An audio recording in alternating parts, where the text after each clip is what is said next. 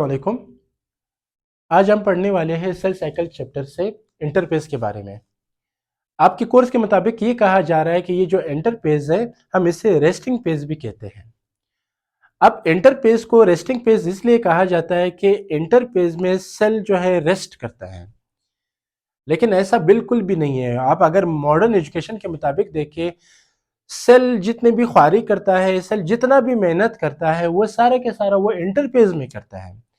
तो इंटरपेज में सेल कई सारा मेहनत करता है, कई सारे फंक्शन सर अंजाम देता है। इसीलिए तो इंटरपेज को प्रीपेरेटिव पेज भी कहा जाता है। अब इंटरपेज को प्रीपेरेटिव पेज इसलिए कहा जाता है कि सेल इस दौरान खुद को प्रिपेयर करता है। इंटरपेज में सेल खुद को प्रिपेयर करता है, खुद को तैयार करता है डिवीजन के लिए, ताकि वो कामयाबी के साथ एक सेल से दो सेल बना सके। तो इंटरपेज में सेल खुद को रेडी करता है, खुद को प्रिपेयर करता है सेल डिवीजन के लिए।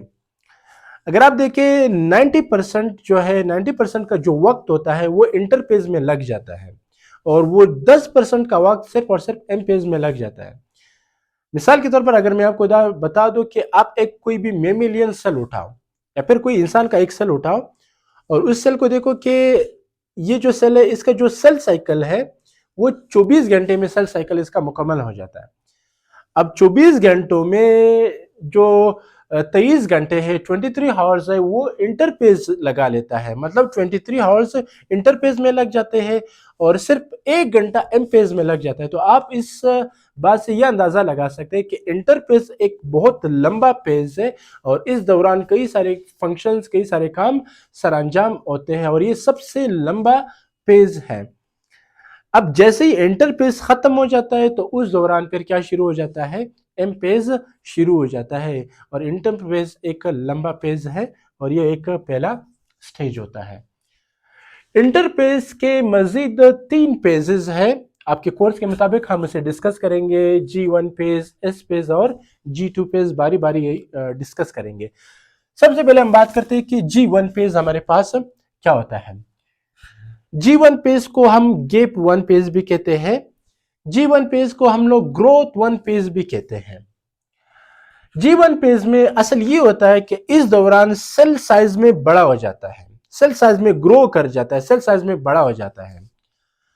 अब G1 पेज में सेल साइज में इसलिए बड़ा हो जाता है क्योंकि इस दौरान सेल के अंदर कई सारे ऑर्गेनेलीज और बाकी चीजें डुप्लीकेट हो जाते हैं, कई सारी नए चीजें बन जाते हैं, नए ऑर्गेनेलीज बन जाते हैं। उन नए ऑर्गेनेलीज को जगह देने के लिए सेल साइज में बड़ा हो जाता है। अब जाहिर सी बात है, जब चीजों की तादाद या फिर सब्सटेंसेस की तादाद ज्यादा होने लगती है तो जगह देने के लिए उस चीज को बड़ा होना पड़ता है ना।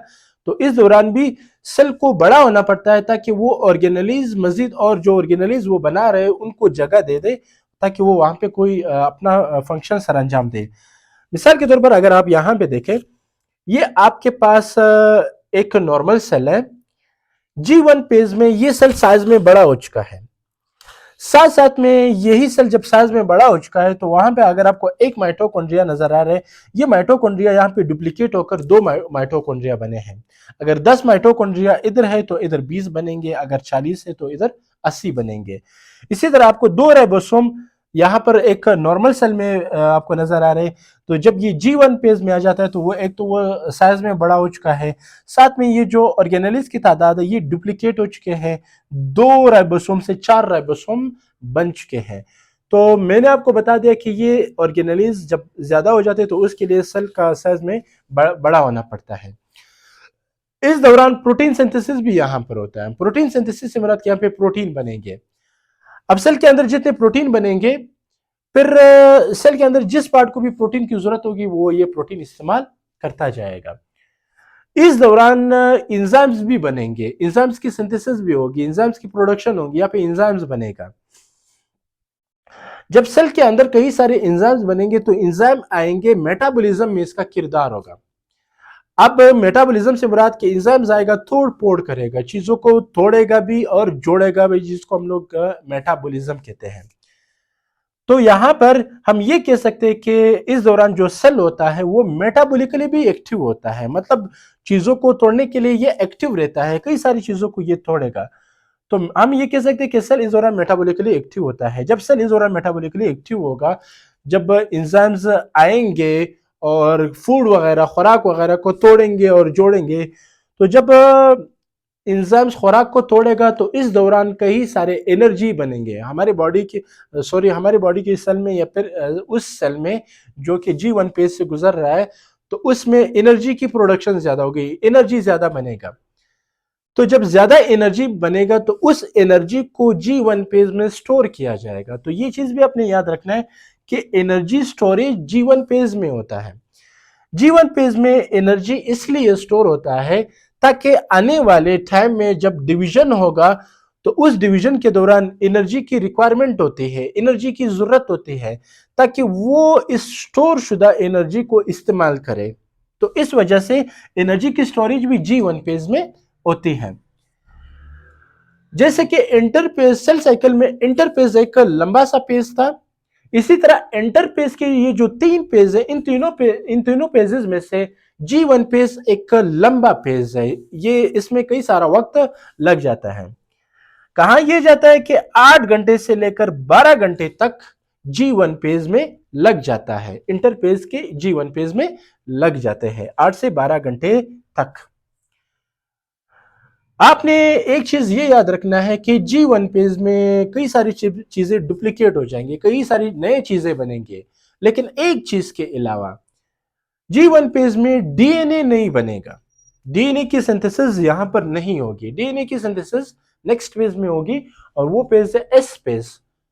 एस पेज जो कि दूसरा पेज है, इस पेज को हम लोग सिंथेसिस पेज कहते हैं। जैसे G1 पेज मुकम्मल हो जाता है तो उस दौरान सेल एस पेज में चला जाता है।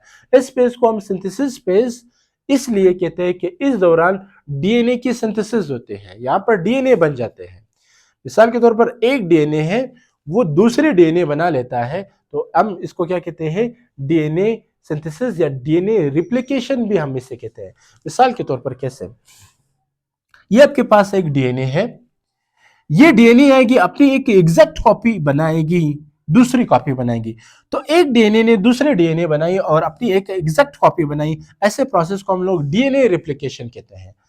तो डीएनए रिप्लिकेशन में एक डीएनए आएगा, दूसरा डीएनए बनाएगा, हम इसे डीएनए रिप्लिकेशन कहते हैं, और डीएनए रिप्लिकेशन एस फेज में होता है। ये चीज भी आपने याद रखना है। आपको एक चीज पता होगा कि जब डीएनए कंडेंस फॉर्म में चले जाते हैं, कि जब डीएनए आपस में कंडेंस हो जाते हैं, मिल जाते हैं, तो वो क्रोमोसोम बना लेता है। तो ये आपको एक क्रोमोसोम नजर आ रहा है। अगर आप इस क्रोमोसोम की शक्ल पे गौर करो तो ये क्रोमोसोम का आपको एक धागा नजर आ रहा है, एक मोटा सा धागा नजर आ रहा है, और आपको पता है कि क्रोमोसोम बजाते खुद डीएनए से बना हुआ है। ये आपको एक क्रोमोसोम नजर आ रहा है। इस क्रोमोसोम का ये जो एक धागा आपको नजर आ रहा है, हम इस कहते हैं कि ये सिंगल क्रोमेटेड है, एक ही क्रोमेटेड है, हम इसको सिंगल क्रोमेटेड कहते हैं। इस पेज में ये जो सिंगल क्रोमेटेड है ये डुप्लीकेट हो जाता है। डुप्लीकेट से मुराद कि ये जो सिंगल क्रोमेटेड है ये अपनी कॉपी बनाएगी। ये क्या बनाएगा, अपनी कॉपी बनाएगी।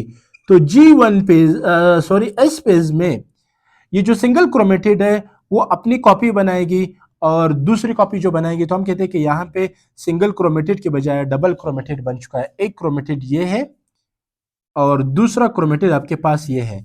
इस डबल क्रोमेटेड को हम लोग नाम देते हैं सिस्टर क्रोमेटेड।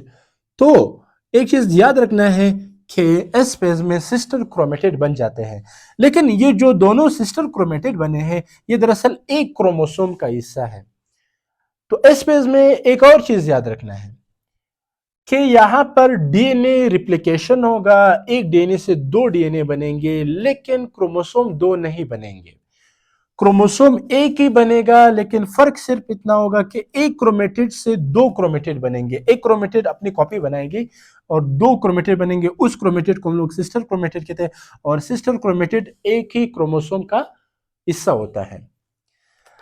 एक और चीज मैं ये बता दूं कि जो एस पेज है वो तकरीबन 6 घंटों से 8 घंटों में मुकम्मल हो जाता है। एस पेज की मैं बात कर रहा हूं। जैसे ही सेल एस पेज से गुजर जाता है, एस पेज इसमें मुकम्मल हो जाता है, तो वो G2 पेज की तरफ चला जाता है और G2 पेज करता है। तो चलो जरा देखते हैं कि G2 पेज में क्या होता है। G2 पेज चूंकि थर्ड पेज है इंटरपेज का, G2 पेज को हम लोग गैप 2 पेज भी कहते हैं। G2 पेज को हम लोग जो है ग्रोथ 2 पेज भी हम इसे कहते हैं।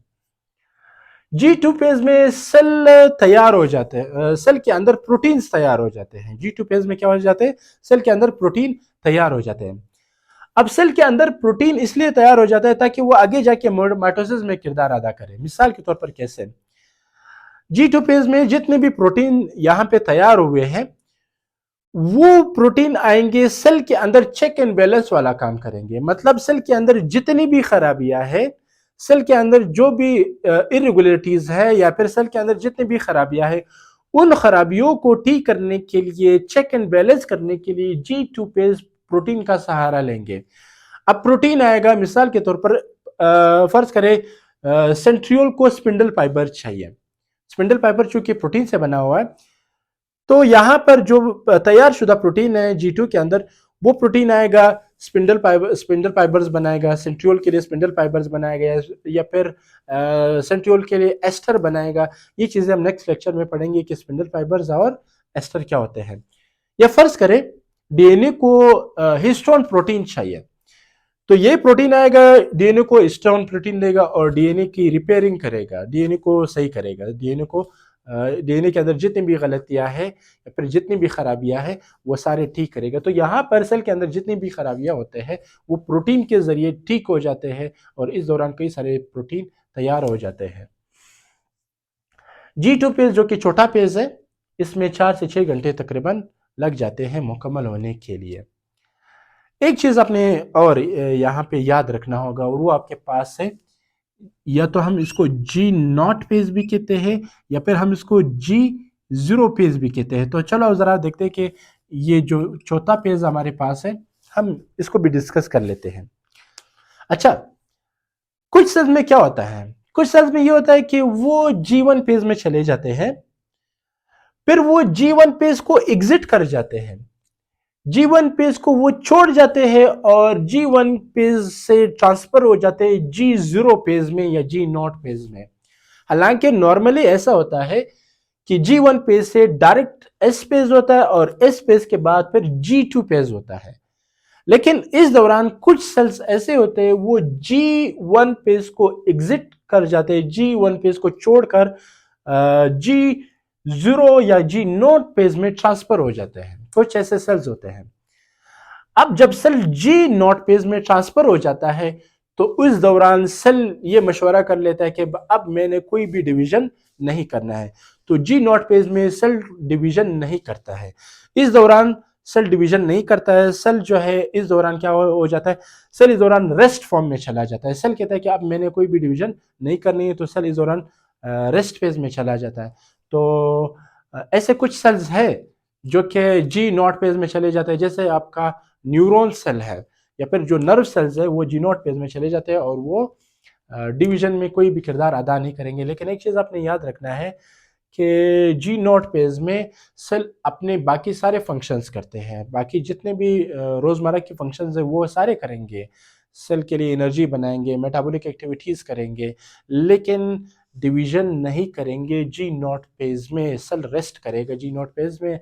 इसी तरह आपका जो हार्ट सेल है, हार्ट सेल को हम कार्डियक सेल भी कहते हैं, तो कार्डियक सेल में भी G0 पेज होगा, G1 से डायरेक्ट G0 पेज में सेल चला जाता है इस पेज में। तो आज के लेक्चर के लिए इतना, इंशाल्लाह मजीद लेक्चर में फिर बात होगी।